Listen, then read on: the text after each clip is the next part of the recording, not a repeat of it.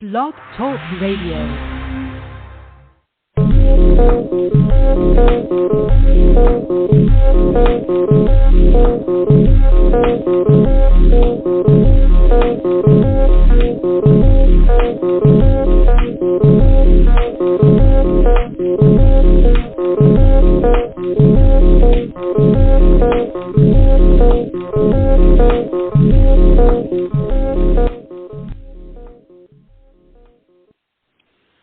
Coming to you from the pro wrestling sports entertainment capital of New Jersey, and more specifically in Hudson County. Folks, you know it's always in Union City and Weehawken collectively. This is the latest edition of Working the Marks here on Blog Talk Radio, and I am New Jersey's premier journalist, the professor, Fernando Uribe, and he is New Jersey's premier wrestling analyst, the great PBR. He'll join us this week on Working the Marks. Ladies and gentlemen, what's going on, brother? What's the crack? Just really excited.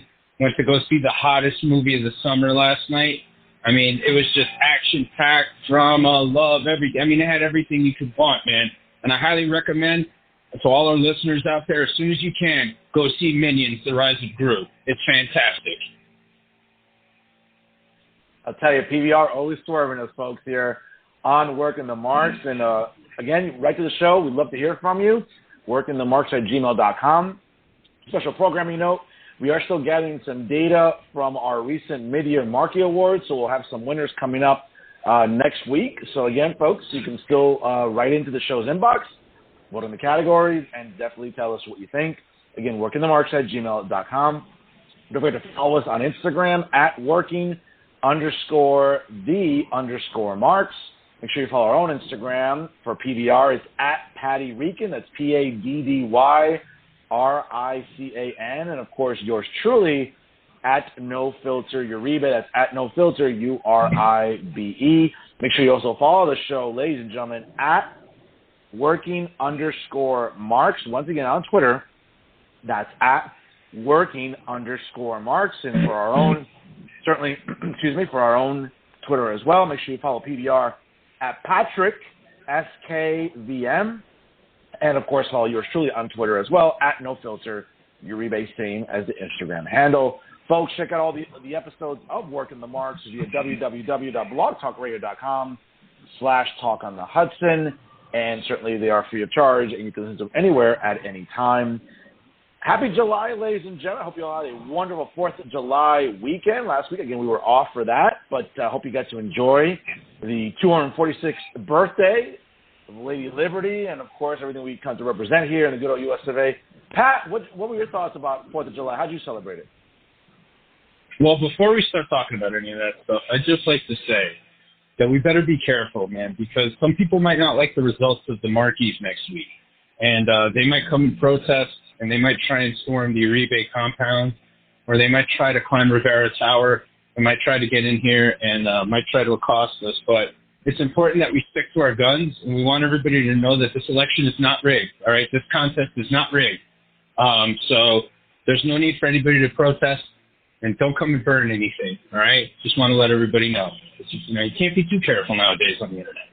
How did I celebrate July 4th? Oh, yeah, no, how did I celebrate July 4th? I walked up the block with my kids. We stood around like everybody else, like a bunch of jabronis, looking at, half-ass fireworks that were barely coming up the sky because it was on the other side of the river. So that's basically what we did. But we ended up coming back home. My kids turned 8 years old, really happy for that. Had a great time, and went to go see the hottest movie of the summer, Minions: The Rise of Gru, for the first time. So just a really fun weekend all around. And I hope everybody that, America's America as much as they can America. And, yeah, America. You got to love PBR, folks. Again, a great PSA there by the great PBR here on Working the Marks. All right, brother. Listen, a lot of wrestling lately. Let's sort of just break it down very succinctly here. Let's just have the best and worst here from Forbidden Door, Money in the Bank, and Blood and Guts. First off, with Forbidden Door, I got to tell you, man, not as long of a pay-per-view as I thought it would be. I thought it was easily going to go until like 1, 2 a.m. Eastern time, but it did not. It actually didn't even go till midnight Eastern time, which I was really, really impressed with. Listen, a nice pay-per-view in the sense of getting American audiences to know and to be familiarized with New Japan talent. There is a plethora of talented workers in New Japan Pro Wrestling. The Will Ospreay, Orange Cassidy U.S. Championship match I thought was better than everyone expected it to be. Thankfully, Will Ospreay retained. Again, seeing Moxley and Tanahashi in the main event for the interim, and again, I can't stand that entire interim world championship nonsense, but a good match, and I gotta say, I was happy for Pac winning the Geography Challenge championship during Forbidden Door. Again, in terms of the worst, I just thought at times that crowd was getting flat. It was a long show. Obviously, people were there since probably, 5 Central Time, which is 6 Eastern Time for us. I mean, it seemed like it was dragging for a while, Pat. Your thoughts? Okay, so first and foremost, for the fans that like it, I want to say, hey, man, congratulations. You got a show that you wanted. That's really cool. I think we've come to understand through either this podcast or just being a fan of the gimmick for many, many years, that different fans like different things. You got the deathmatch fans, you got the Joshi fans, you got the Puroresu fans, you got the Lucha Libre fans, you got the indie wrestling fans, you got the WWE fans. You got all those different varieties of fans. And AEW really liked that hybrid of the indie and the lucha and Japanese wrestling and all that other stuff. And really cool for them. For me personally, for what I like about wrestling, and I guess, would you consider me a casual viewer? Is that what you would you consider me that? Well, I think you're a casual viewer because you've become dissatisfied with a lot of the business, especially on one side of the aisle. But as a former worker, I think you're a pretty invested viewer. I mean, that's how I see it, brother. Okay. So fair enough. I look at it differently. I guess I try to see what they're doing, and I try to look at their work, and kind of see the story they're trying to tell and all the little things, right? But for the most part, I guess I'm not emotional about it. There you go. That's the thing. I'm not very emotional about it, right? Because some marks can be very, very emotional. But for me personally, I just thought that the show was kind of a lot of the same in all the matches. There was very few matches that really stuck out. Everything was just spot. We're blown up. Spot. We're blown up. It was just there was no time for any of these big bumps, any of these big moves to marinate. And the problem is that a lot of these guys are beating themselves up and killing themselves when they should understand that they're over with the audience. That audience loves them, They could go out there and they can eat a live baby chicken on TV and they'll still cheer for them. You know what I'm saying? They could do some heinous shit. People still cheer for them because they're that over with that audience. With that being said, they should rely on that instead of killing themselves every week that they're on TV and every pay-per-view, which they have pay-per-views, and conserve themselves and make their careers last a little bit longer. You look at Kenny Omega, more on him later on, but Kenny's a guy he's banged up now, man. He can't go back and do that style that he did for so long. But you look at his matches and he's taking these reverse hurricane run as pile driving himself. And look, I'm nobody to tell anybody what to do or what to say, man. That's what you want to do. That's how you want to perform. But you got to look at it long term, And a lot of the fundamentals of wrestling are built on characters. And again, I feel like AEW didn't do enough character work with this show. I feel like they didn't have enough video packages or anything for people that didn't know who the fuck the Japanese fans are. Their business model is shitty. Why do I have to go look somebody up in order to watch the show? That's ridiculous. No. You should just tell me who this person is if you're putting them on national TV. That's how you're going to bring in, new viewers. That's how you're going to grow this stuff. But for me personally, I thought it was a lot of the same. And my biggest takeaway was MJF, man. MJF is so important. I'm not the biggest MJF guy, but I appreciate what he does because he does what he does very well, and he can go, and he can work, and he can tell a story, and he's not an idiot. He's very, very smart for his age. And the way he works, the way he approaches the business and looks at it, And for me, the biggest takeaway from that show was MJF not being there because he really, really sticks out from that entire bunch because everybody's pretty much the same thing. Outside of Danielson, outside of Punk, and even with the Bret Hart tributes, and basically those two, I mean, and Moxley to some extent, but Moxley really goes heavy on the indie crap, which I didn't think it was necessary for him to juice, but he had to do that because he wanted to make the main event important, I guess. You know, because there was really no build, no heat with him and Tanahashi going into it. There's nothing. Nothing was sold there. I mean, they barely sold the building out. So, I don't know, man. Like, that's really my biggest takeaway. MJF. And if I was Tony Khan and I hope to keep that company alive, I would throw everything I have at MJF to try and keep him. Because that dude, Punk and Bryan, those three, and really mainly MJF, because MJF's going to be long-term, they're the ones that stick out. Everybody else is the same exact thing. That's right. No, that's absolutely right. I'm with you on that. Again, not seeing MJF at Forbidden Door. More on him a little bit later as we dissect a few other things. But I'm with you, man. Disappointing for sure. Later on in the week, obviously over 4th of July last weekend, Money in the Bank from Las Vegas, from the MGM Grand Garden Arena, Pat. Interesting, the marks, I think, were relishing a little bit for the weeks before that. Certainly, Money in the Bank was advertised for weeks to be at Allegiant Stadium, home of the NFL Las Vegas Raiders. That wasn't the case. They ended up moving the show indoors, which is fine. They're going to get a sellout anyway. It's one of the premier events of the year, ever since they took the match itself and made it a pay-per-view. I thought it was great. Listen, being Jersey guys, you know how much I love Jersey people, whether it's, you know, Deonna Purrazzo, whether it's Liv Morgan, anyone from Jersey, even Steve Macklin, you know, who's in Impact Wrestling now as well. Any people from Jersey I root for. I was super happy with Money in the Bank. Love seeing Liv Morgan win the women's Money in the Bank briefcase. It was interesting, though. I think we talked about this off the air.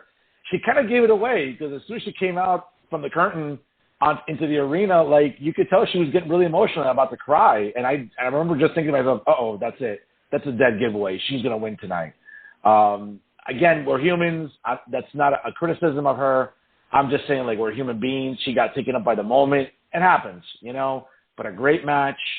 Seeing Liv win the briefcase was a big swerve, I think, for a lot of us, because we were expecting Becky to win the briefcase. I think the way storytelling had been going on for weeks, Pat, it looked like Becky was going to get in there and win that briefcase. But, hey, I was happy with the result, seeing Liv win the briefcase and then cash in on Ronda Rousey later in the evening.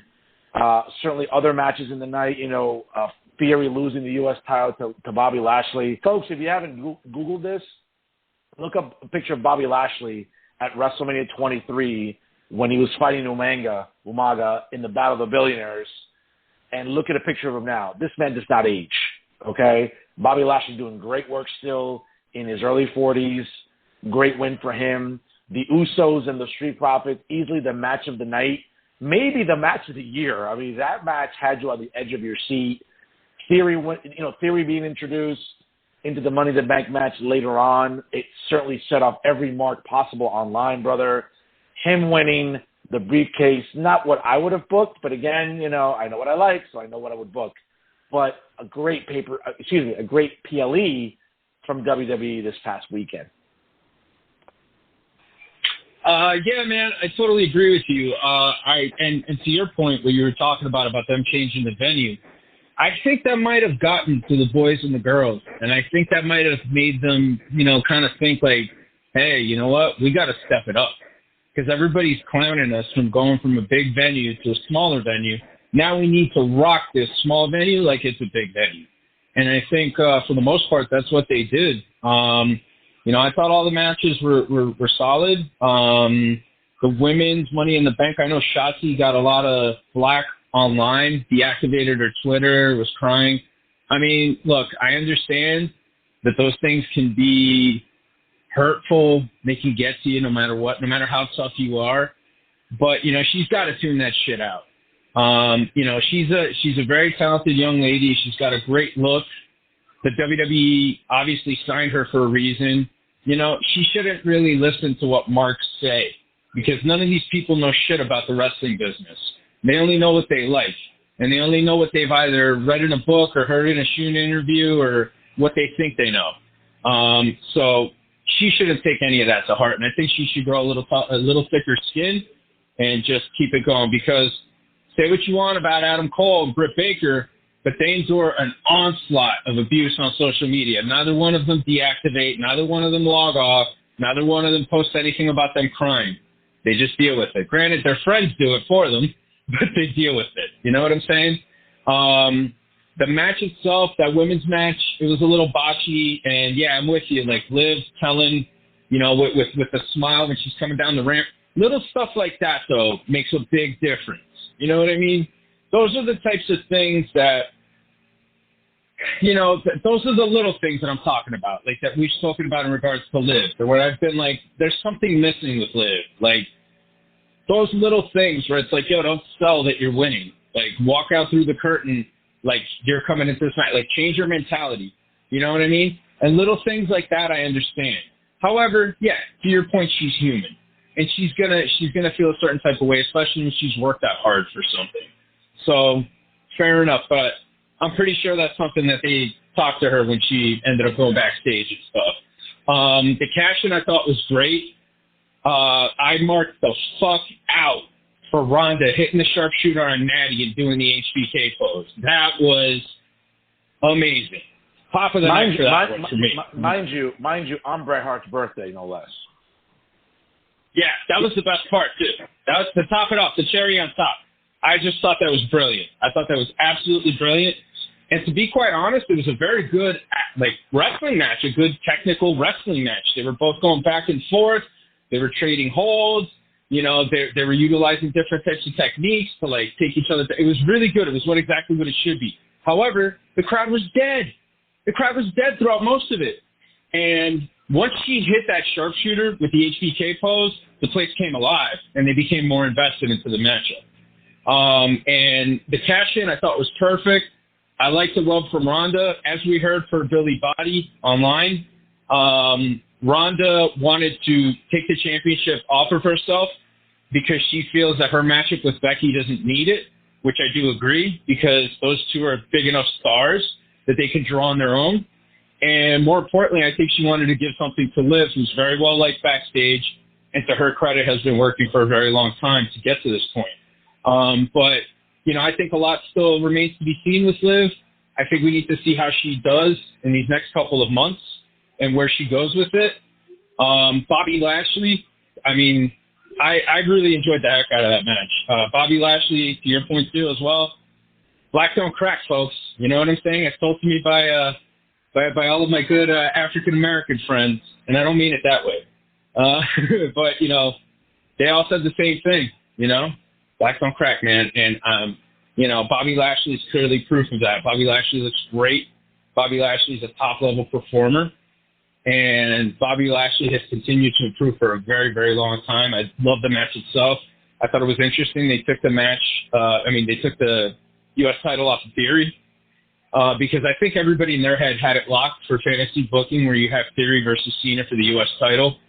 But to take it off of him like that, and then now, not only do that, but now you have the rematch at SummerSlam, and then you put the briefcase on Theory. I thought it was brilliant, because everybody thought Seth was going to win. And now you kind of swerved it, and I think that it's actually really good, because you have this briefcase on Theory, who's a very despised heel. If you check out our Instagram page, Working the Marks, I posted a Facebook post of a guy who talked about smashing his TV because he was so mad that Theory won that his family left and they're staying in a hotel for the week. And he was done watching WWE. So that's the kind of heat that this guy gets, okay, folks? And I think it's perfect to put the briefcase on him, especially when you're kind of inching for that Cody return, and you have Cody and Theory in a ladder match for that briefcase to get the shot at Roman. I think it's brilliant, brilliant stuff. Let's see if they go that route. But overall, I thought it was a really good show. And again, man, for the people that listen to the show that are AEW fans, I'm not knocking AEW. Like, when I say these things, these are like constructive criticisms about what I think is wrong with them. and why I think that they are not able to succeed and why they're not able to get to that next level as a company.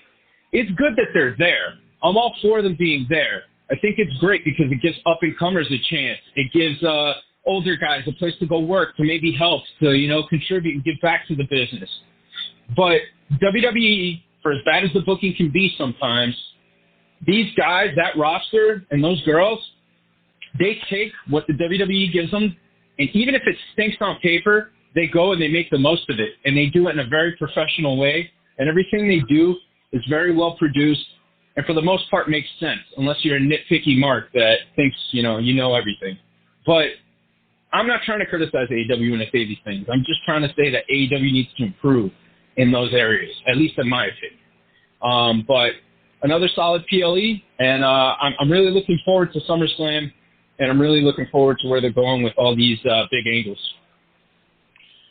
Listen, no, great breakdown there. And by the way, just as something you said at the beginning of the monologue, it's funny to me about people online sort of ridiculing Vince and WWE about, relocating the venue. Folks, again, and this is where people's ignorance is like personified. Like, economics-wise, maybe not everyone is up to par with disposable income, okay? And I don't want to get into the whole economics discussion. That's for my show on Monday nights at 6 p.m. Eastern time on Jersey First TV. But that's what bothers me, I think, about some of the ignorance of wrestling fans, specifically Marks, where they take pleasure in seeing these things. Yeah, how about the fact that maybe people's disposable income isn't what it used to be? And it's the same reason why, let's be honest, Vince feels he has to really push his really sort of mega card for SummerSlam, because they're going to be in a big venue, okay, not as big as Allegiant Stadium where the Raiders play, but where the Titans play in Nashville at Nissan Stadium. It's a pretty big NFL-sized stadium, okay? So they need to sort of put out a big card that's going to draw people out. I mean, obviously having an outdoor venue in the middle of Tennessee in the summer, probably not the smartest thing to do weather-wise for people, but from what locals tell me that I know down there. But the reality is that people's disposable income isn't what it used to be. So stop, taking little wisecracks at that, because guess what? People would probably want to go see pro wrestling in a venue like that, but maybe they can't afford it. Maybe they can't afford SummerSlam because the tickets are still expensive, okay? And, again, folks, entertainment is going up in every single facet, all right? And why marks are oblivious to this or they're ignorant, I don't know. It could be one or the other, if not both. But, things are more expensive in every realm of entertainment. Going to the movies is more expensive than it was 2 or 3, 4 or 5 years ago. Going to see live events like pro wrestling, hockey, basketball, the NFL, baseball. Everything's more expensive, folks. So people got to be a little judicious. So guess what? Yeah, it was ambitious to put Money in the Bank at Allegiant Stadium, but Vince was like, well, it's not going to sell out. It's not a good optic to have half a building, empty. Then we have to close it off. No, let's just have it in a venue we know is going to sell out. That's smart business. So if Marks want to take a jab at Vince and laugh, God bless them. But guess what? These are the same Marks that know that Tony Khan can't fill a building bigger than Arthur Ashe Stadium this fall in Queens. So, I mean, let's have some perspective, folks. These guys couldn't even draw money with a crayon, okay? Let alone, they couldn't even draw flies with shit, okay? They couldn't do anything. So, again, people, keep your criticisms to yourself unless you've done it before, man. Because, again, it's a smarter move. And not for nothing, it's right on the Strip. That's even better. Because you can get more people that are coming by. And think about how many people probably went to that show that are either casuals or didn't watch wrestling, but they were feeling good. And they're like, hey, let's go to wrestling. And they're like, all right. And then they ended up going, and it was a pretty damn good show. And now they're like, damn, maybe I should watch this again, So, again, there's a lot of things that fans don't consider. And overall, I think that was a success. And I think Forbidden Door, for what it was a success. Could it have been bigger? Could it have been better? Absolutely. Absolutely. But I don't think that has anything to do with Bryan Danielson or CM Punk. But that's a whole other discussion. Absolutely. So, I mean, again, a great event there. Obviously, we move on this past week, Pat, to AEW Dynamite, Blood and Guts. I guess their, dedication to nostalgia, their homage to sort of, the original version of War Games. Obviously, they can't own the name because it's owned by Vincent Kennedy McMahon. But the premise of 2 rings and enclosed in steel with a roof, people bringing weapons in. Listen, I'll sort of quote the great Jim Cornette. It got to a point where this year it was 6-on-6. It might just become a full-blown, I don't know, like FIFA style. Like it might be 10-on-10 at some point. That's how crazy this is getting with AEW. But the Dynamite was great altogether. Certainly the last hour, Blood and Guts, was, listen, for me, Pat, it was entertaining. You know how much I love the original War Games, the version of it with the 2 rings, the roof. Again, being a fan of the very first match, the Horsemen and J.J. Dillon against the Road Warriors, the Superpowers, and Precious Paul Ellering. I mean, again, not the style of wrestling that is nowhere near what is today, but I like that nostalgia. I know other fans do. I know you're not a fan of it. No surprise with the baby faces winning. And it's funny because, this entire narrative of, well, the reason they're doing Blood and Guts is because they want to have the original War Games where they're enclosed in the cages. Well, guess what? These 2 Blood and Guts that they've had in AEW, they always end up on the roof of the cage. So what's the sense of keeping the guys in the ring? It's like, it might as well, not have a lock on the door. Yeah. I agree. For me, I don't know, man. I mean, 45 minutes, that was a long time for that, The match was okay. I wasn't really big on it. I haven't been big on these Blood and Guts matches, to be quite honest. I feel like they're not very well produced.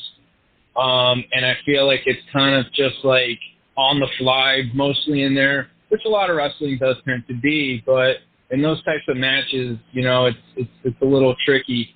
And then, Santana gets hurt in the match, which to me, that sucks because he's actually a really talented guy. And, he and Ortiz, those are 2 of the most underutilized guys on the roster. But to me, the match felt like a big 45-minute punch. It was just like a 45-minute punch. It just kept going. And it was just I don't know. And then at the end, the spots and all the stuff, throwing dude off the thing. And I'm I don't know. It did nothing for me, to be quite honest. However, it did something for AEW. It bumped up their rating to 1 million. And, folks, we've said it here before. I've said it here before. I'm sure the professor has too. Proof's in the pudding. When AEW promotes something as a special event, they draw over 1 million fans, with or without Punk or Bryan. So I think it would benefit AEW to definitely start doing stuff like that more often, start making these things special. Fighter Fest, I don't know. I don't know how that's going to do, or all of the other ones. Remember, it's 2 nights of it's 2 nights of Fighter Fest. It's night 1 is next week, and then the following week, and this is one where I think I might have sent you the JPEG of it. The Fighter Fest. I'm sorry. Week 2. It will be Eddie Kingston versus Chris Jericho, and mind you, again, for us Shark Week fans, because I'm a dedicated fan of Shark Week on Discovery, Shark Week is... Of course you are. Shut up. What's that? Of course you are. That's fucking great. That's great. What's wrong with Shark Week? It's educational. It's fun. I can't talk shit. I collect figures. All right, so... Okay, I was about to say, pretty cool. Sharks are very interesting animals. It's very educational. It's very informative. It's a very fun week of programming on Discovery. I assume, Pat, and again, a little bit of a spoiler for our fans, but I'm assuming if you look at the design of the promo photo, again, if you follow Shark Week, you'll know this, but some AEW stars will be on Discovery Channel that week. As a matter of fact, Adam Cole will be on Shark Week, I guess, with one of the scientists. I guess there's a fascination he has with sharks, as I do, so whatever.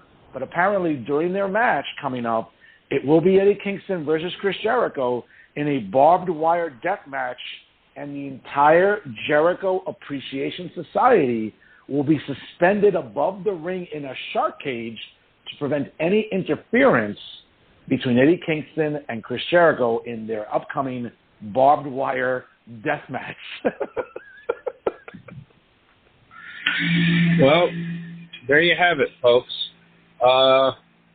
Jericho just keeps doing the gimmick matches, man. Because I don't think he could really do much else. Unless he's working with a guy, like a young guy who's a lot better than him, he just has to keep doing the gimmick matches. And I get it, because Khan's paying him, a bunch of money. I'd say him and two other guys are the top earners in the company. So, I get it and stuff like that. But this feud, I feel like this feud's more drawn out than the MJF Jericho feud. Would you agree to that or no? Well, from a length perspective, that's not true per se, because that feud did last a lot longer in terms of a calendar year. Actually, more than a full calendar year. But this feels longer. I think it feels longer. It feels longer. In the sense, it feels longer. You're absolutely correct. It feels longer in the terms of the promos, the backstage segments, Jericho throwing a ball of fire because he's the wizard now, and burning, it's almost like when Alexa Bliss burned Orton. I've never realized the amazing healing capabilities of people. Is it aloe? Is it like Neosporin? Like, wow, man, people really heal from fireballs quick. You know what I'm saying? It's cannabis. That's when his friendship with Matt Riddle began. Matt Riddle was able to extract cannabis into an ointment that was able to aid Randy with his burns. That was when the foundations were planted for their friendship. No, yeah, man. I don't know. It's just not thrilling. It's not exciting. Like, look, I didn't like the Jericho MJF thing, but that's a hell of a lot better than this. It's just like you know what they are? These are like two old dudes at the park, like at the basketball court, when it's like a bunch of like older guys show up, and they'll like sneak beers and play amongst friends. These are like the two older guys that get into a fight with each other because like the one dude feels like he got fouled. And I feel like Eddie Kingston's the guy who feels like he got fouled. And Jericho's like, nah, man, I was just, I was trying to turn. I was trying to hit a fadeaway on your ass, And now he doesn't like it. He just doesn't want to shut up about it. It's like the two dudes at like the buffet arguing, or like at the barbecue. Like, I don't know, man. It's just not, like, I don't care about it. And I like Eddie Kingston, and I like Chris Jericho, but, like, it just does nothing for me. And I just feel like it's incredibly drawn out. Like, I feel like this should have been over months ago. Didn't they have, like, a match to settle it at some point, right? Isn't that what AEW always does? They have, like, a match where you can settle it, but they keep going anyway? Well, remember, they fought at Revolution, and that's when Kingston beat him clean, and that's what started this whole feud to begin with, right? That's what happened with Jericho breaking up the Inner Circle, creating the Jericho Appreciation Society, and it seems like they've been feuding forever. I'm not sure if coming up, on Fyter Fest Night 2 in a couple of weeks on Dynamite, if this is the end-all be-all. You would think a barbed wire death match with the heel stable in a shark cage suspended above the ring I would think this would be the end of the feud. I suspect, though, Pat, that, if you've been watching Dynamite or Rampage, you see the banner up in the rafters that they're already advertising All Out in Chicago on Labor Day weekend. I suspect this is going to go all the way until All Out in September. Yeah, I think so, too, and it's going to be a Chicago parking lot night fight, 2 out of 3 falls, and whoever, victory can be achieved by a pinfall submission or removal of an organ. The first man to lose the most blood, loses the match. Seriously, though, where are you going to go with this? Are they going to have a fucking duel? Are they going to take 10 paces and turn around and shoot each other? That's where we're headed. And this, well, have the Red Cross nearby. Make sure, give them a transfusion, keep them alive so they can keep fighting, But this is my problem with all this shit, man. This kind of goes back to what I was talking about with Forbidden Door. They do not let things marinate. They do not let things breathe. It's just they try to top one extreme thing with another extreme thing with another extreme thing. And more importantly, they drag out things way longer than they should, and they have way too many matches, way too many dangerous matches that get people hurt. Anarchy in the Arena. This last Blood and Guts match. People got hurt. Good performers got hurt. Guys that should be wrestling. Not doing that shit. You know what I mean? And that's the problem. Like, that's one of their biggest problems. And again, it's just extreme bullshit. Like, just one after, like, let's settle at a cage match. First blood match. Last man standing. You have a variety of different matches that you could use to finish this feud months ago. What I really want to know, though. It seems, though, it's going to last at least throughout the summer and probably into the fall. You would think, again.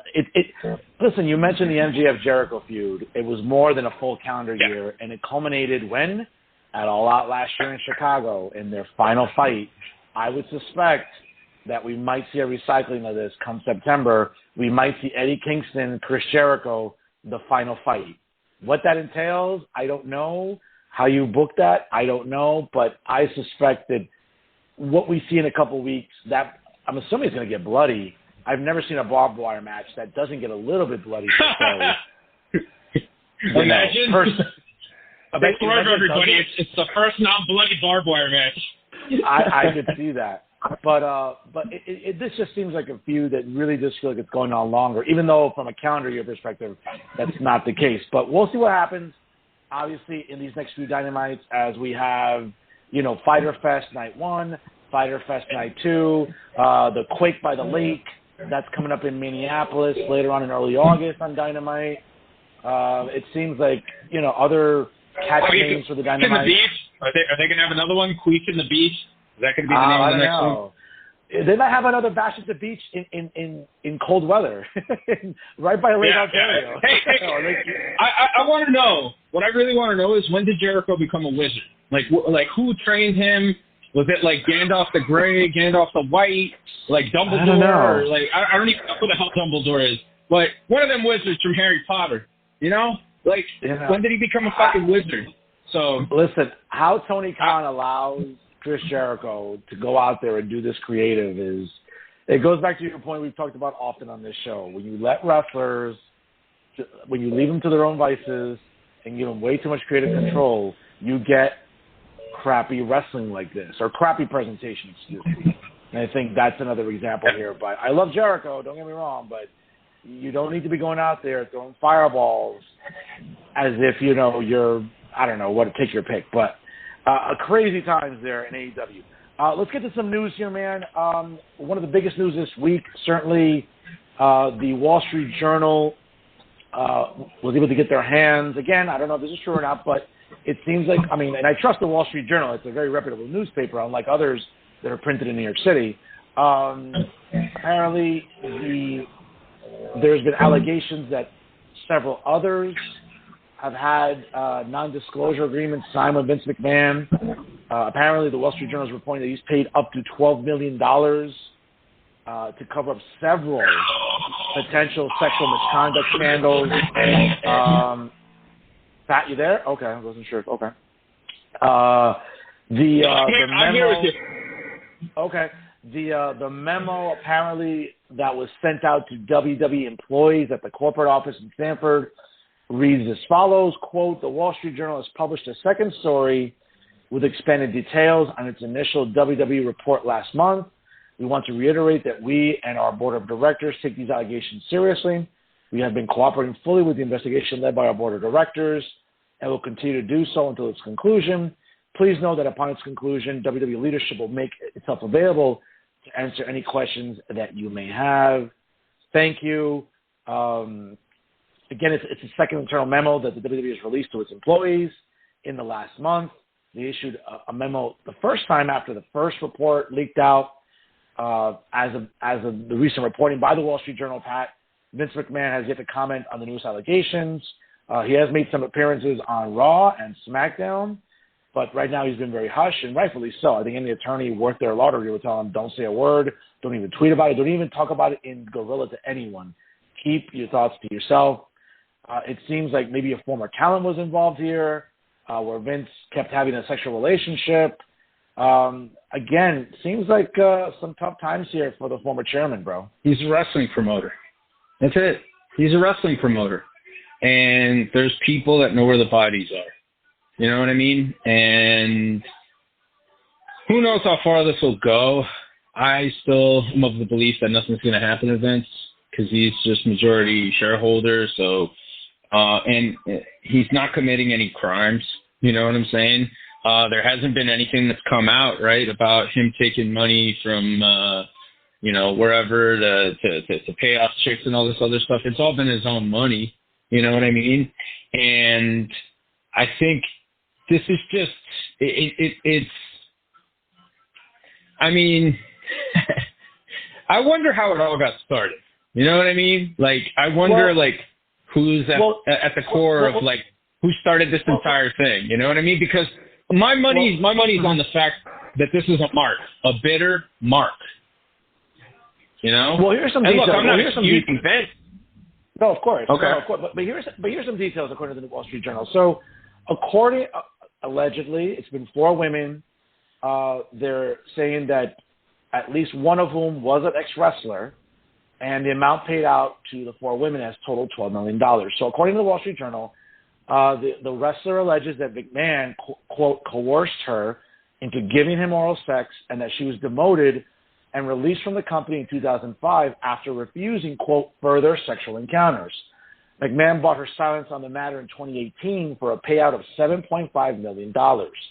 Meanwhile, in 2008, a former WWE contractor allegedly signed a non-disclosure agreement and was paid $1 million after she, quote, presented the company with unsolicited, Jesus Christ, nude photos of Vince McMahon, oh God, the visual, that she reported receiving from him, and alleged that he had sexually harassed her consistently while working backstage. According to the Journal sources, another $1 million settlement happened in 2006, went to, quote, a former manager who had worked 10 years for Mr. McMahon before he allegedly initiated a sexual relationship with her. We could speculate until tomorrow or the next week about who this corresponds to, right? Looking at 2007, 2005, who this could be. I don't know, man. There's always been allegations about who it is that Vince is hooked up with. I mean, sending unsolicited, God knows what type of pics, but seems like Vince has been very busy, man. I mean, I think it's hilarious that Vince McMahon has a dick pic. Like, that's pretty fucking hilarious. I don't really care who it is. I mean, whatever, dude. I'm pretty sure that it's, there's a reason why, nobody's really coming out and saying anything. I think it's because it's probably shameful to them because, hey, nobody wants to admit they're a ring rat, But that's what this is. From the smallest level to a VFW, an Armory, or wherever it is, local indie wrestling, to the WWE, it's all the same kind of culture in wrestling. And look, people don't have to like it. People can think, oh my God, he's such a horrible person. But look, he did what he did. He was trying to protect himself and the company. I understand that. But did he commit a crime? Did he abuse anybody? Did he handcuff anybody to a radiator and make him smoke crack? No, he didn't do anything. So he literally has something sexual encounters. On a quick note, real quick, I guess Mickie James, making some light about it on Twitter yesterday in a joke, tweeted out, what? No wonder I never got that raise, LOL. And I guess on Twitter yesterday from Mickie James, ouch. I guess, when people want to pile on, they're going to pile on. But, it seems like some ex-talent maybe want to, I don't think that's what it is, dude. I think she's ribbing, dude. She's ribbing. Come on, man. Everybody backstage knows what the deal is. All the workers, all the boys and girls know what the deal is. This is something that the marks are making happen. You look at Sean Ross Staff's Twitter, and he's falling for Vince's head. Come on, man. Everybody's like, oh, the business will be better off without him. The wrestling has come this far, with Vince. Bro, these girls were willing to have these encounters with him. Nobody was handcuffing anybody. It happens on the smallest level in wrestling. You know how many ring rats I've seen in my day? You know what I'm saying? It's crazy. They exist. And I know it's a passé term. It's not cool to say, but that's what they are. Amongst the boys and the girls and stuff like that, that's what they are. But, this whole thing is happening because you've let marks backstage. There's more marks backstage than there are in the crowd now. And that's a problem. because, like, those uninitiated people shouldn't be there. You know what I'm saying? That's kayfabe, all that shit that goes on back there, you know? But I just think we got a lot of Linda Trips out there, you know, talking a lot of shit on their friends and putting this stuff out there for people to find out. And, look, man, ultimately they're going to do everything they can to try and get Vince out.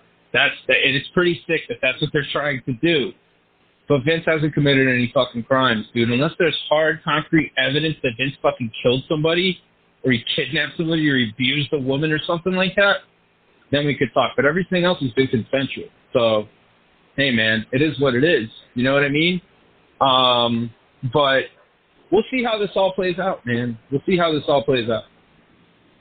I agree. It'll be very interesting. I'm sure the Wall Street Journal, who I would argue is some of the best journalism out there in terms of news sites, will certainly be on this. I'm sure it'll be interesting to see what happens. That's definitely something to keep an eye on. Other news things here this week, man, I got to say before we get to our main topic here, you know, the ongoing heat between Kenny Omega and Jim Cornette, Pat, we know is iconic and legendary. We know that Cornette has not been a fan of Kenny Omega for some years because of his wrestling style or matches he's had. This past week, apparently, Kenny Omega was not even doing an interview like on an AEW sanctioned presser or anything that was AEW. I think he was just in a video game. It was a Twitch stream. Channel. Twitch he was on a Twitch stream. Yeah, and you know, of course, obviously, we all know how Cornette feels about Kenny. Kenny let his thoughts out about how he feels about how his rehab is going. Certainly, you can tell, you can hear the anxiety in Kenny Omega's voice that he's frustrated.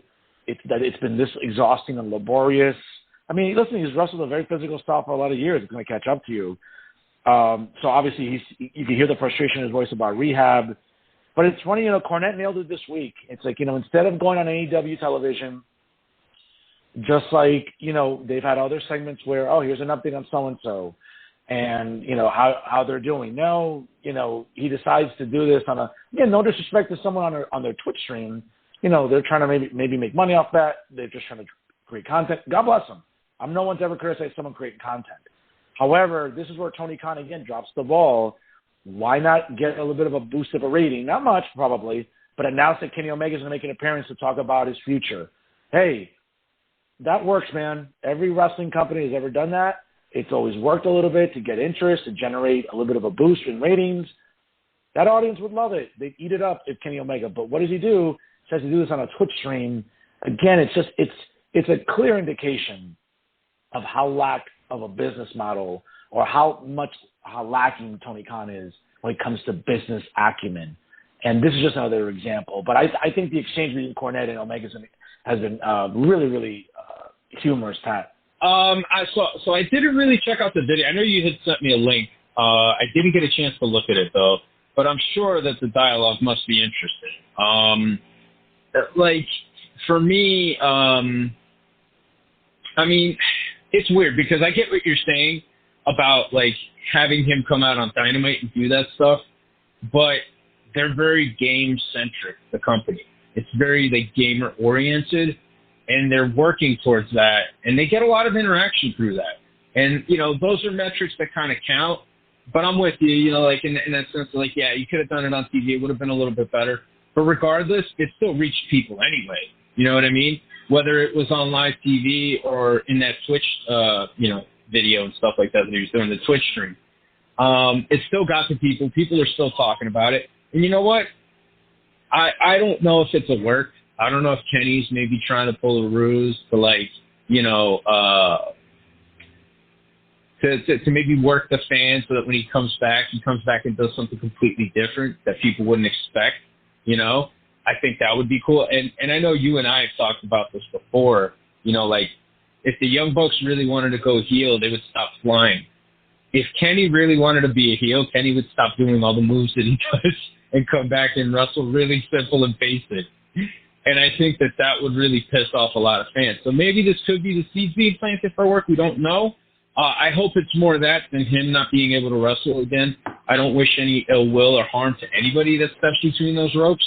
But, you know, it's definitely something interesting to see from Kenny. And being somebody that has met Kenny, I met Kenny when he was a Jersey All-Pro champion.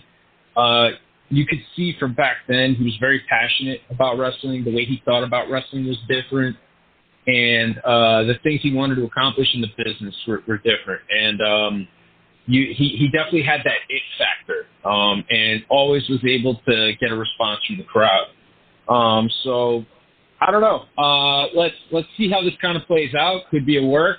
But if it is genuine, smart words from Kenny.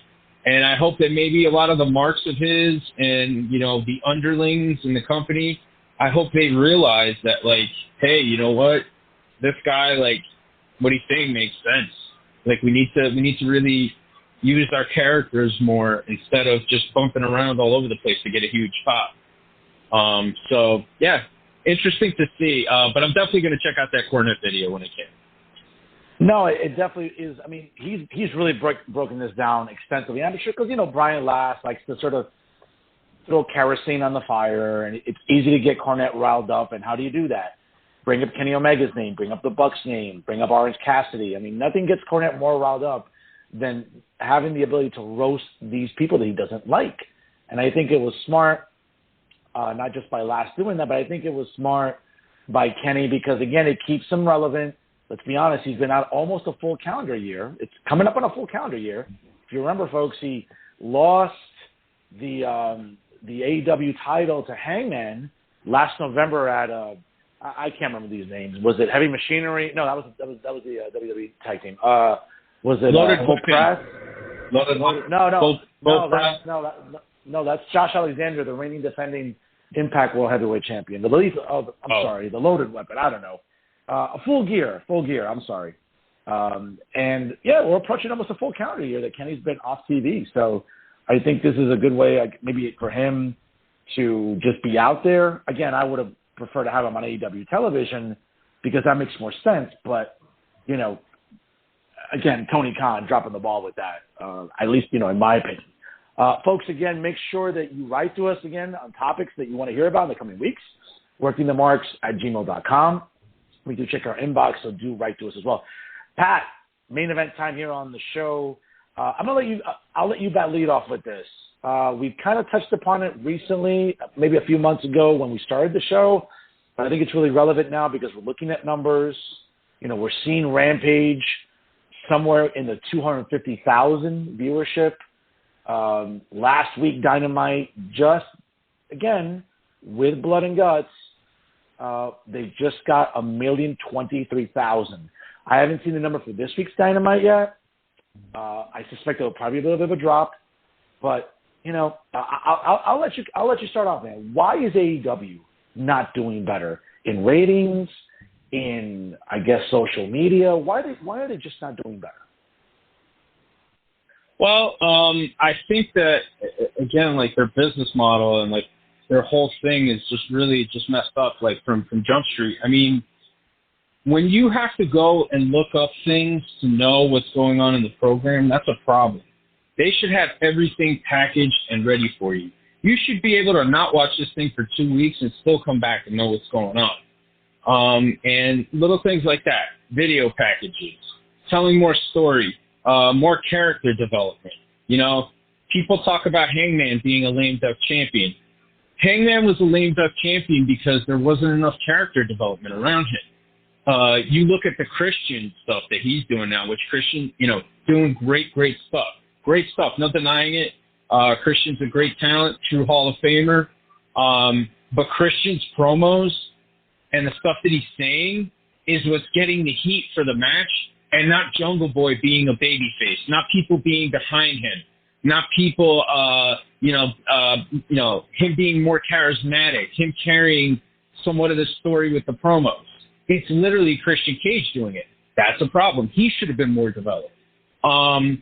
There's so many people in there and in the mix that you look at and you're just like, they should be doing more.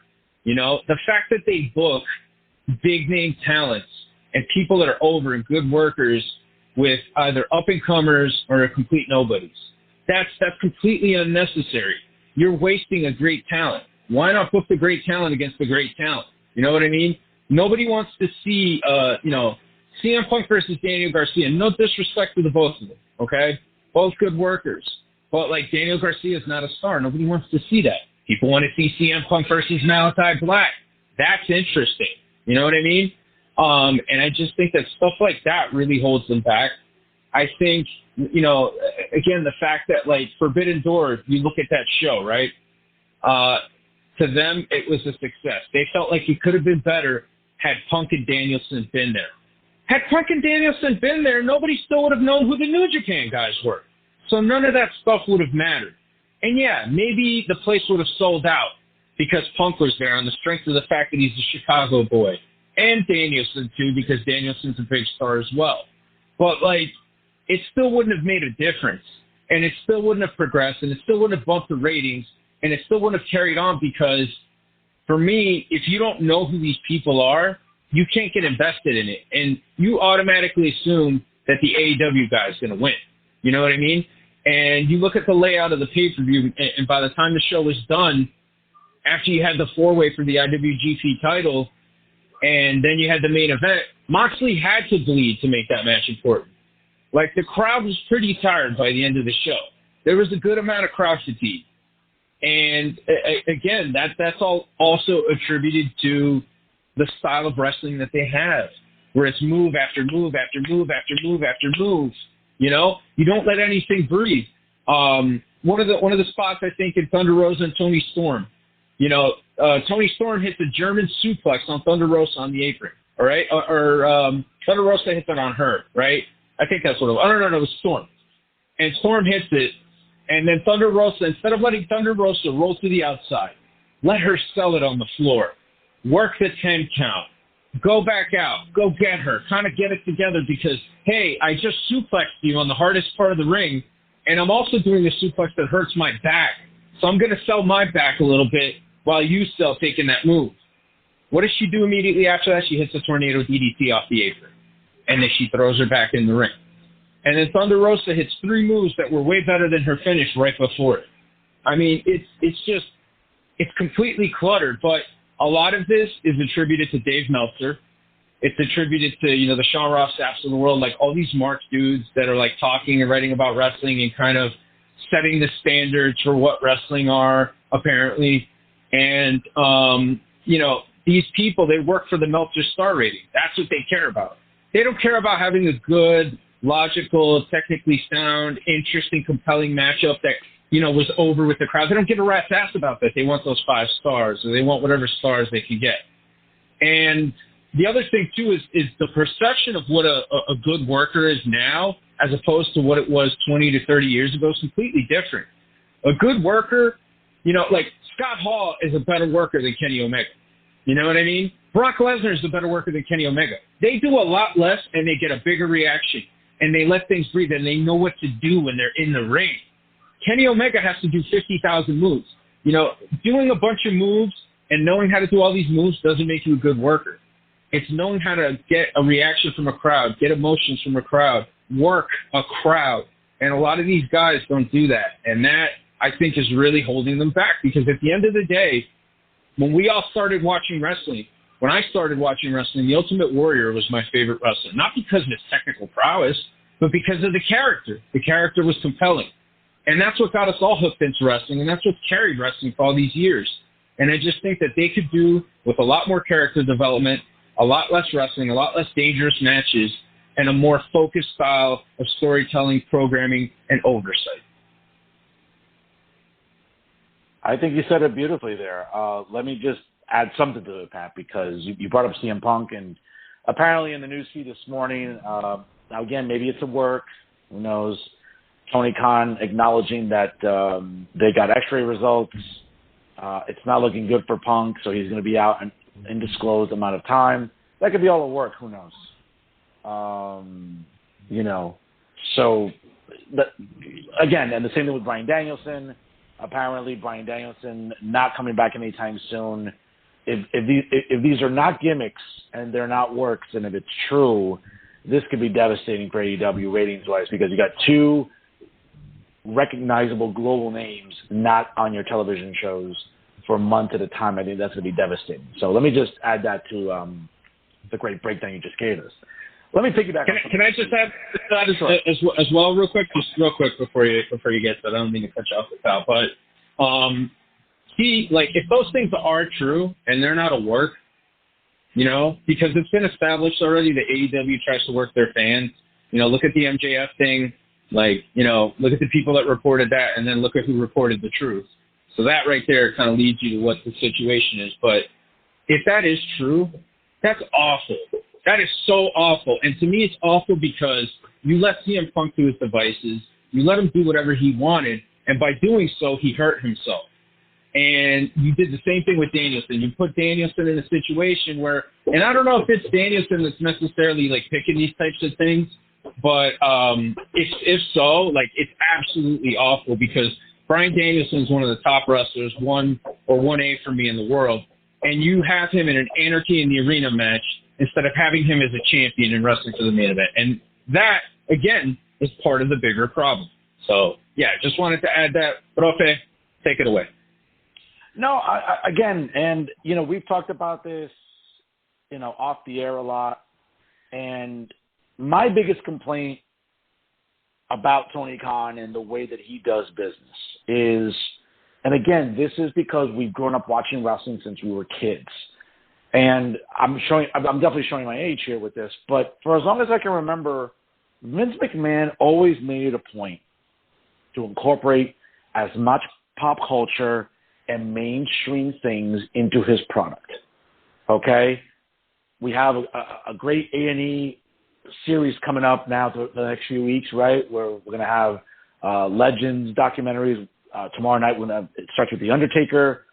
And it goes on. I mean, God help me, I'm not going to watch the Bellas because, if I want to go to sleep, I don't need that. I could just watch that. I'm interested in the Kurt Angle one. I'm interested in DX. Maybe not so much Lex Luger, but one of the interesting docu-series coming out coming up is about WrestleMania 1. And why that's so significant, Pat, is because, again, Vince put all his chips in the middle of the table. He knew, how do I get mainstream eyes on my product? And I don't know if he mortgaged his house. I don't know if he mortgaged Linda's engagement ring. Whatever he did, he got every big name he possibly could, whether it was Muhammad Ali, God rest his soul, at a time where he was still a very vibrant, healthy man. He had Billy Martin, God rest his soul, former manager of the Yankees. He had Liberace, God rest his soul, a big entertainer. The Rockettes, he got mainstream. What did he do for WrestleMania 2? He kept getting big names. Mary Hart from Entertainment Tonight, Susan St. James, great soap opera star. Mr. T kept involved. WrestleMania 3, 4, you name it. Donald Trump, right? Back-to-back WrestleManias at Trump Plaza. Vince knew that he had to get mainstream eyes on his product, and he always incorporated pop culture. It just seems like Khan doesn't do that. That's my biggest gripe with Khan. He doesn't do that enough. Yes, coming up next week is Shark Week. That's a big thing on Discovery Channel. For anyone at home, if you Google, watch the ratings for Shark Week. It is a tremendous, tremendous series. Every July, it gets millions of viewers. It's been on for over a quarter century. It gets a lot of people interested. What did Jackass do last summer? They decided, hey, a movie's coming out. What are we going to do? Let's go on Shark Week. Let's be a bunch of asses and be in a shark cage and attempt to have a shark try to eat us, because those are the Jackass guys. Well, guess what? Coming up next week, we're going to have Adam Cole and some AEW stars on Shark Week. That's brilliant. That's smart. But you need to do it more. You need to have more of your stars on mainstream shows so people know who you are. That was my biggest gripe about Double or Nothing. You're in Las Vegas the whole week. You were there for Dynamite. You were there for Friday Night Rampage. You were there for meet and greets. You were there, again, for Double or Nothing. Jesus Christ, get mainstream people. It's Las Vegas. Tony doesn't have a problem spending money in signing everybody he wants to sign. Put a little money into getting some mainstream eyes on your product, whether it's UFC fighters, whether it's members from the Raiders, from the Knights, the NHL team. I mean, they don't do that enough. And that's my first pet peeve about Tony Khan. I just don't. You want to improve ratings. You want to improve eyes on your product. Get pop culture involved. It works. It has worked for 40 years for Vince McMahon. What is so difficult Like, do you want to do good business, or do you just want to appease marks? That's the question I would if I was sitting across the table, Pat, from Tony Khan. I would say, Tony, do you want to win over marks, or do you want to make money and improve your business? And I would hope that he would answer the latter and not the prior. That's my first thing. The second thing is, to your point, it just seems like there's not enough storytelling. It just seems like they are fixated on spots. What can I do to make this spot fest bigger than last week? And again, it was just Blood and Guts, and it was 1,023,000. Dynamite's been hovering around 800,000 for weeks. It actually went as low as, I think, 600,000 in the last maybe 6 weeks. I'm sorry. That's not compelling television. And again, I'm not privy to these conversations, Pat, with TNT, but I'd love to be overhearing that conference call, because I'm assuming that the contract with TNT is coming up for renewal. And I don't know if the ROI's been there for TNT. I mean, yeah, okay, they're getting television on Wednesday nights and a viewership that they usually wouldn't get. But I'm sorry, Tony Khan's not a good businessman. And unfortunately, that trickles down into how poorly he runs the company. But marks don't want to hear that. Marks are all about, well, we have to let talent develop, long-term storytelling. Guess what? That long-term storytelling is going to drive him into bankruptcy, as far as I'm concerned. Yeah, I agree. I think you summed it up well as well. I think you also added some interesting points. And it's like, look, these things, like, it seems like they're going against the tried and true tested techniques of storytelling for wrestling.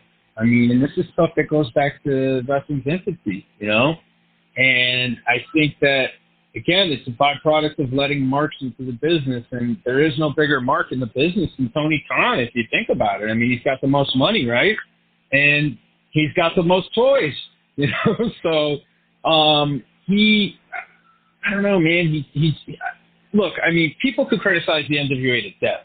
Oh, it's low budget, it's not that good, it's this, it's that. A lot of guys that went through NWA or came from NWA really caught on, mainly like Ricky Starks, like a guy like that.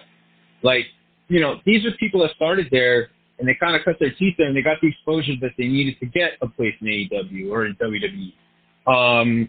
And the thing about NWA is that Billy Corgan, when he bought it, Billy Corgan was intellectually honest enough to admit that he did not know shit about the wrestling business outside of what he liked as a fan.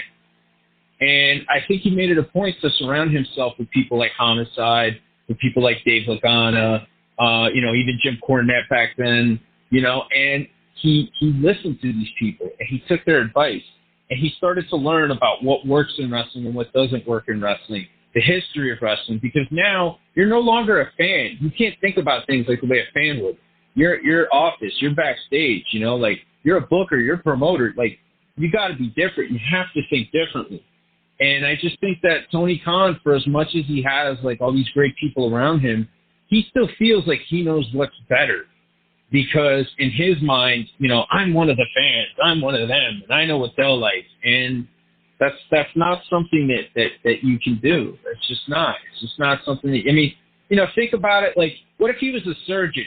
You know what I'm saying? What if he was a mark for all these great heart surgeons and then he decided to become a heart surgeon? I think people would be kind of worried. Hey, here's this guy with no formal education, performing heart surgery. Like, it's kind of scary. And that's not as fatal consequences, but it's kind of a similar thing. Like, this guy's doing something that he did not prepare himself for. And it's already gone too far. And, I mean, I guess at this point he could say, well, I have done it. I've been doing it. You've been doing it poorly. And the sad part is that, like, he has the talent to really, like, I don't want to say pose a threat to Vince, but maybe make Vince, like, really, really take notice. And he's just not executing.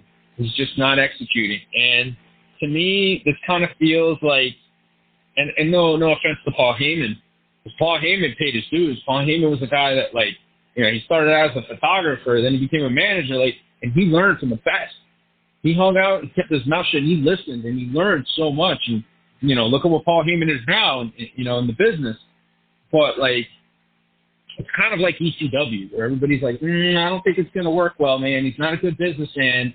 you know. But ECW was infinitely better because they had much better workers and they actually booked them against each other. But it's kind of one of those situations where you're looking at it and you're like, this thing's going to fail any day now if it keeps going the way it's going.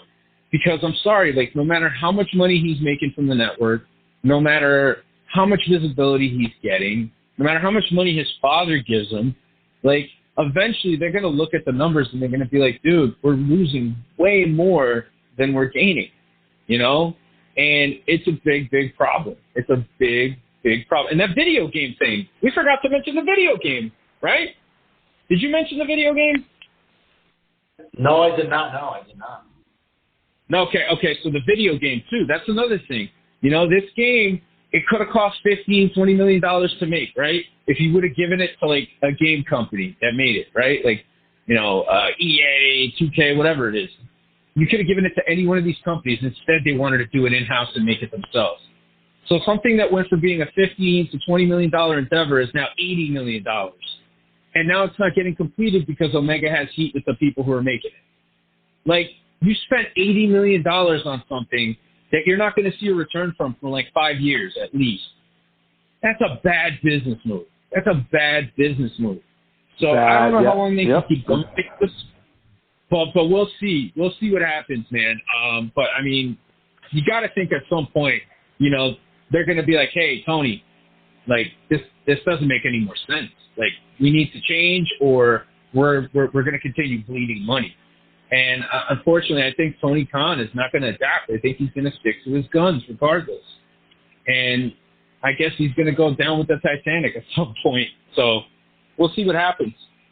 No, definitely. And real quick here, folks, some breaking news. I figured maybe, something very interesting. Conan just released something a couple hours ago. Some heat right now, apparently. So Jordynne Grace, the reigning defending Impact women's champion, recently had a intergender match, I guess, with her husband, the Ring of Honor world champion, Jonathan Gresham. But apparently, I think this weekend, Jordynne Grace came out, quote, and said that she thinks that, quote, Chris Benoit could not keep up with today's wrestlers. And apparently that generates some heat. I know Conan apparently already has something to say. He published something 3 hours ago. It's got crazy traffic already. Interested to see what Conan's thoughts are going to be. I mean, I don't know if that's smart for Jordynne Grace just to evoke Chris Benoit's name and anything, but it might get her some heat. I don't know. I'm sure Conan is not going to pull any punches in his thoughts because it's already online, and I'm sure other people are going to be they're going to be rushing to opine on this because maybe this is something Jordynne Grace should not have touched upon. But real quick there, Pat. I mean, I know you haven't seen it, you haven't heard it, so I know you don't want to speculate. No.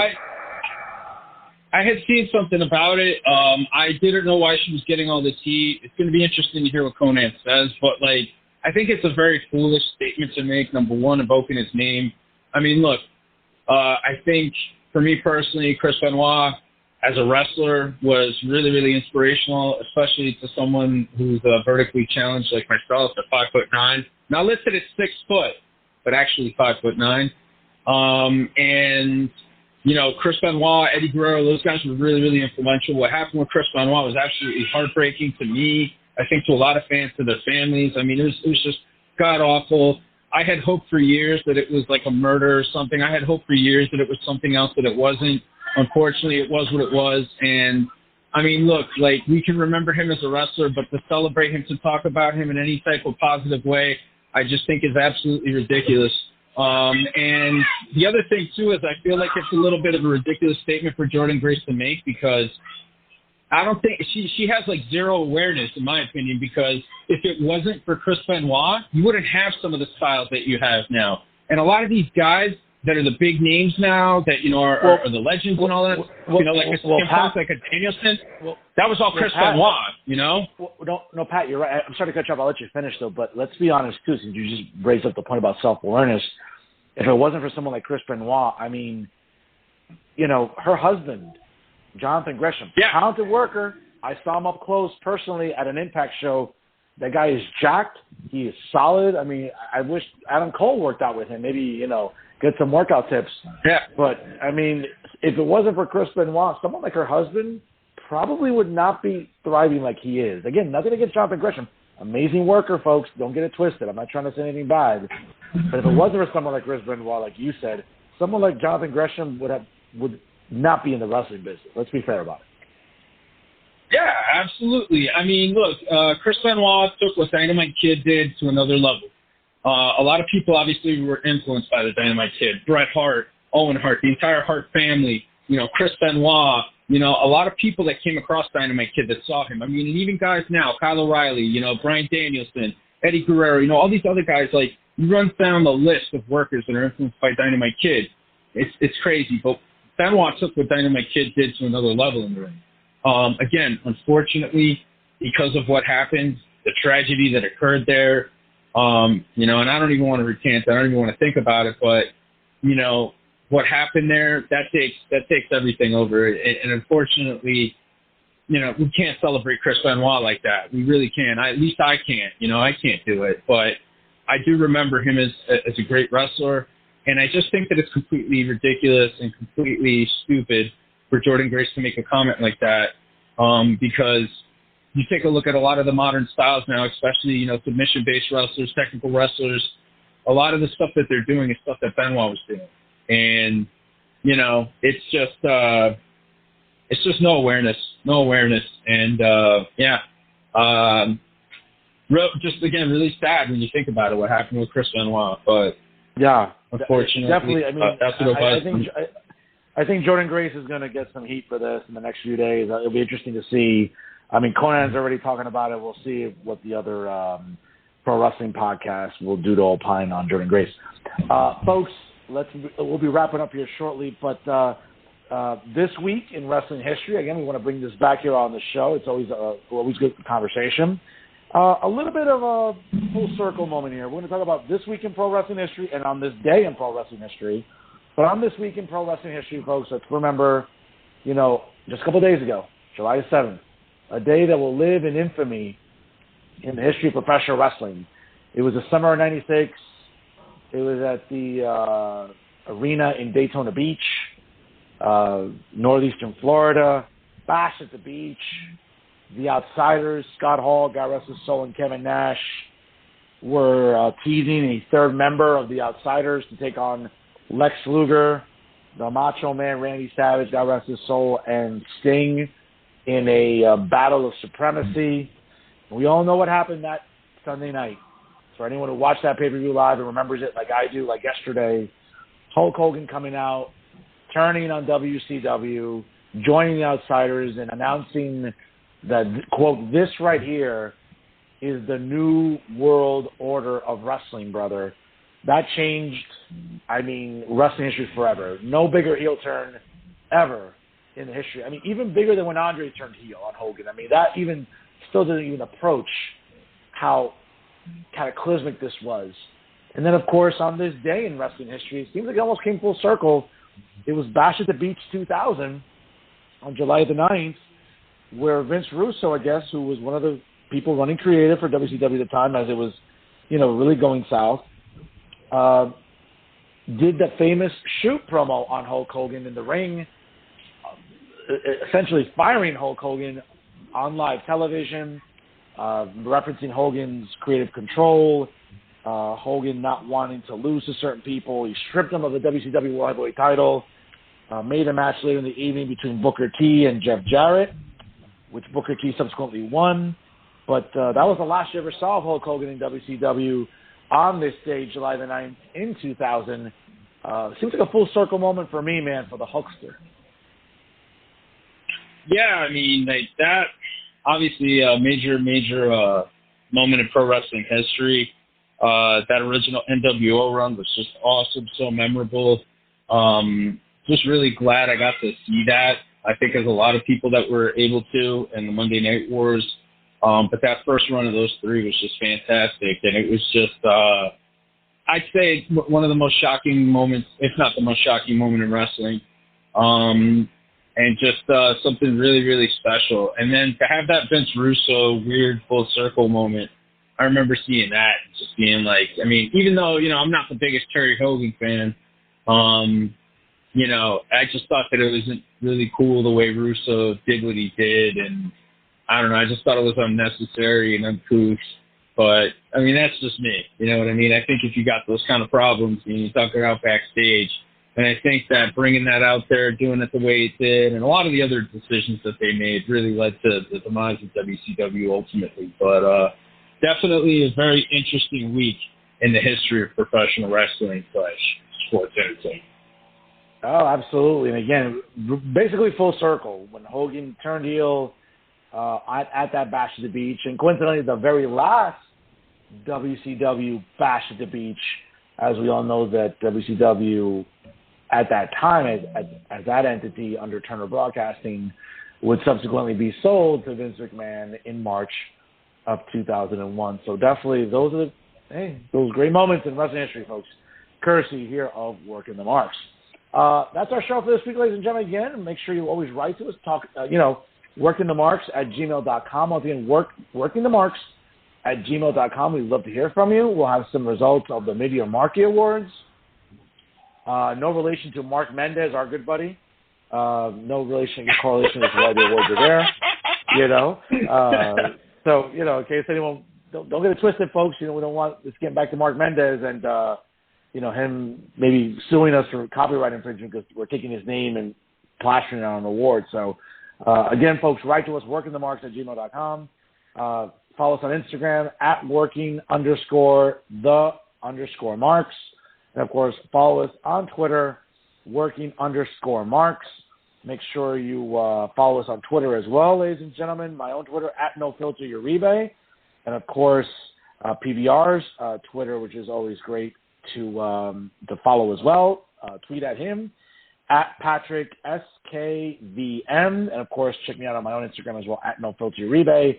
And his own Instagram, @PattyRican, which is PADDYRICAN. Pat, before we close it out this week here on Blog Talk Radio, any final thoughts here? Yeah, I just want to say if anybody takes any exception with the name Marquee Awards, I got a message for you, I heard a lot of vile chatter that really doesn't matter to me. A lot of you guys want to see me in agony, but the measure of a man, understand, is more than your common patter. It's the way I'll make you eat those words that matters. If you only knew what I'm going to do to you, you'd be running out of here as fast as 2 feet could carry you. Your destiny belongs to me, if you only knew. That's right, baby. Right from the Wrestling Outlet. You only knew. Oh, that's great. Love it. Love it from the great PBR. Folks, he is New Jersey's premier wrestling analyst, PBR. I am New Jersey's premier journalist, the Professor, Fernando Uribe. And every single week here on Blog Talk Radio, we are Working the Marks. We'll see you next week here, folks, on Blog Talk Radio. Again, share the episode via blogtalkradio.com/workingthemarks. And we'll see you next time here. Stay cool, stay hydrated, stay safe, and we'll see you next week here on Blog Talk Radio.